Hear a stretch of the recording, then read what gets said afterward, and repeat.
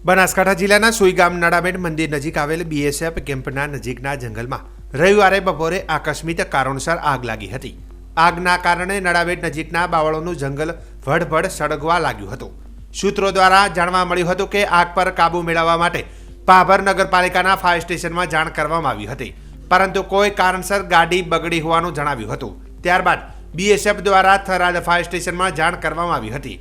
ત્યાં already call પર હોવાને લઈને સગવડ ન થતા આખરે ભાભર નગરપાલિકામાં કોન્ટેક્ટ કરાયો હતો અને થોડીક જ મિનિટોમાં ખરાબ ગાડી સરખી થઈ ગઈ હતી. ત્યારબાદ ભાભરથી આવેલ ફાયર ફાઇટર દ્વારા આગ પર પાણીનો મારો ચલાવી આગ પર કાબૂ મેળવ્યો હતો. જો કે સમગ્ર મામલે ભાભર નગરપાલિકાના ફાયર ડિપાર્ટમેન્ટ પર અનેક સવાલો ઊભા થયા હતા.